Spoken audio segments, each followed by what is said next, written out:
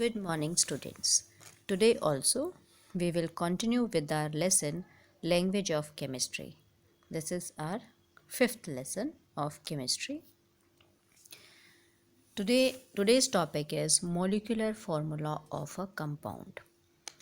As we know, what is compound? A compound is a substance which is made up of two or more different types of atoms combined together chemically. Then a compound is formed. Here in this form, you can observe CO2, H2O, HNO3. These are the examples of compound because these are made up of different types of atoms. Molecular formula of a compound is the symbolic representation of a molecule of the compound. It represents one molecule of the compound. This is the symbolic representation. It is represented by the symbols of the constituent elements, followed by the number of atoms of each element in one molecule of the compound, written as the subscript. As here in the figure you can see, the first example is carbon dioxide. Formula is CO2. Symbols are C and O because carbon dioxide is made up of two types of atoms, carbon and oxygen. So we will write two symbols, C and O, and number of atoms in one molecule of carbon dioxide is carbon is 1 and oxygen are 2. So formula will be CO2. In second example, H2O, water, two atoms of hydrogen and one atom of oxygen combined to make one molecule of water. The next is HNO3, nitric acid. In this, one hydrogen atom, one nitrogen atom and three oxygen atoms are there. So these numbers 2, 2, 3 we are supposed to write as a subscript in the formula. So it will represent or it will tell us about the number of atoms also. Now the question is how to write molecular formula of a compound. Earlier we have learned so many formulae, but today we are going to learn how to write. What is the what are different rules to write a particular formula for a compound. So these are the steps or rules by which you can make any formula. The first is here in the example steps to write the formula for magnesium chloride. Example, I have taken magnesium chloride. So first step to write the formula is write the symbols of the constituent radicals. Dear students, if we know the symbols of constituent radicals and valencies, then very easily we can write the formula for the compound. First step is write the symbols of the constituent radicals. In magnesium chloride, Mg and Cl, magnesium and chloride ions are there. So we will write Mg and Cl. In the bracket I have mentioned here, first cation, then anion. In a chemical formula of a compound, it is always to be written cation first and then anion. So I have written Mg first, then Cl. Then next is write the valency or charge of each radical at its top corner. So if we will see the list of valencies or charge of the elements or radicals, then we come to know magnesium has 2 positive charge and chloride ion has 1 negative charge. That I have written here, Mg 2 positive and Cl 1 negative. Third step, interchange the valencies and write them at the bottom of the radicals. It is also called cross valency. The valency or charge over magnesium is 2. So that 2 we will written in the formula, that 2 we will written at the bottom of Cl. And Cl has 1 negative charge. So that 1 we will written at the bottom of Mg. 1 we are not supposed to write 1. Okay. 1 it is imaginary, or you can say ki, there is no need to write 1. It is understood. If we will write only 1 Mg, it is already understood 1 atom of magnesium. So the final formula will be MgCl2. Okay. One thing that you are supposed to keep remember, that is while writing the formula of a compound, it should be noted that it is always electrically neutral. The positive or negative valencies or charge of radicals or ions involved always add up to 0. Means the charge, means we are supposed to write a formula like this, that ultimately the charge will become 0.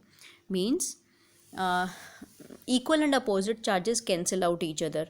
Here two positive charge is there on one atom of magnesium and one negative is there on one atom of chlorine.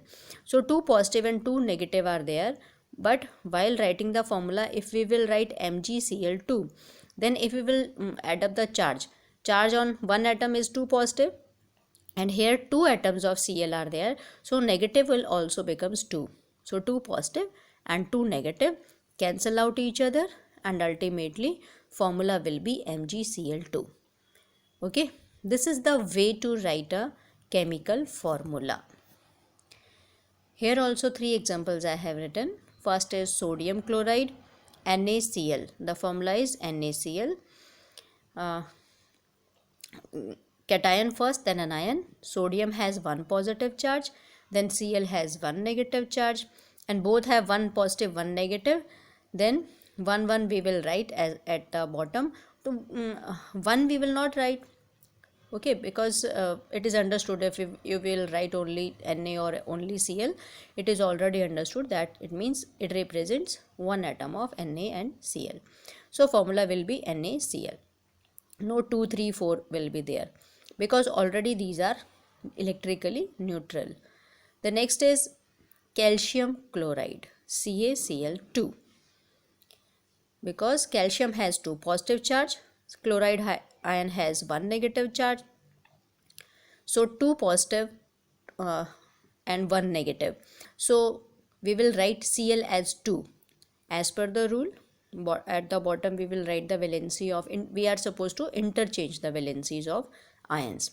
So 2 positive are there on one calcium atom, that 2 we will write at the bottom of chlorine and calcium will be 1. Okay, this is the way to write the formula. In the next, water. These I have written the other name of water, hydrogen oxide and oxygen hydride. H2O. As per that list, we come to know hydrogen has one positive charge, oxygen has two negative charge. Then interchange the valencies or charge, then formula will become H2O. Here also charge will become 0, overall charge on H2O. Okay, that will become 0 because hydrogen in ionic form, radical form, hydrogen has one positive, oxygen has two negative, and if we will write H2O, automatically 2 atoms of hydrogen will become, and 2 positive it will become 2 positive, 2 hydrogen atoms, one has one positive, another has another positive, and one atom of oxygen has 2 negative. So electrically it will also be neutral, means H2O has no charge, CaCl2 has no charge, NaCl has no charge. Okay, they itself made up of ionic compounds, but after the combination, after the chemical bond, charge get neutralized because equal and opposite charge cancel out each other's effect. Okay, here one more example I have written. In this example I have taken one in which one of the radical is compound radical. Okay, sulfate. The example is aluminium sulfate. So first step we will write the symbols, aluminium Al, sulfate SO4. Okay, the next step, valencies or charge you are supposed to write. So in the next step, second step, Al 3 positive I have written and SO4 2 negative.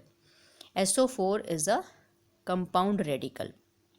Okay, and then in the next step we will interchange the charges.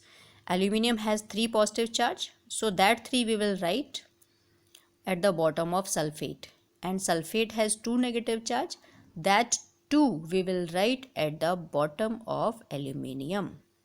Okay, then formula will be Al2SO4 3. Okay, see here SO4 is kept in the bracket. because it is a compound radical. Whenever we will use a compound radical, if more than one atom is there in a radical, we are supposed to keep or write that symbol in the bracket. Okay, this is the rule. Okay, we are supposed to write like this only then the formula will be correct. Otherwise if we will not put here bracket, then it will be 43 है ना. SO4 के बाद 3 लिखेंगे. If we will write 3 just after 4, it will become 43. So it will not be correct. Okay, so this is the way to write a compound radical. Al2SO4 3.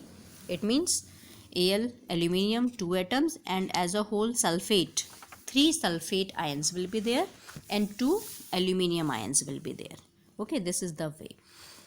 Dear students, it is very significant to write a molecular formula because it is a short form to write a formula, है ना. At the top I have written aluminium sulfate. The complete spelling we are supposed to write while writing the name, but while writing the formula it will become little bit easier to write these things. It represents one molecule of a compound. Here Al2SO4 3, it represents one molecule. Okay, here H2O represents one molecule, CaCl2, NaCl, etc. Next is, it gives us the name of the constituent elements. If you will see NaCl, very easily you can give the name of the compound. Yes, this is sodium chloride, है ना. Then next is CaCl2. That also gives the name of the compound also. Very easily you can identify which compound it is. It is calcium chloride. Okay. Here you can see, you can predict the name of the compound, that is aluminium sulfate. If you know the name of symbols, then very easily you can make the name for the compound. It gives us the number of atoms or the ratio of atoms of different elements present in one molecule. That also we can come to know with the help of formula only. How many atoms are there in one molecule, in which ratio they are combined.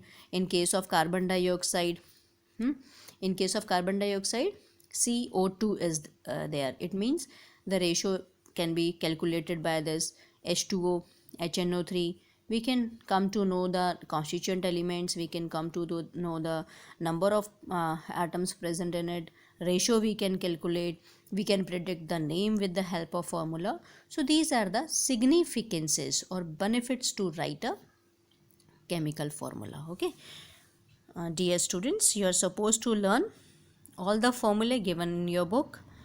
One table is there on page number 57. You are supposed to learn it. If you are unable to learn them, it means you have not learned the valencies and symbols. So first learn them, then try to learn that table which is there on page number 57. That's all for today. Thank you.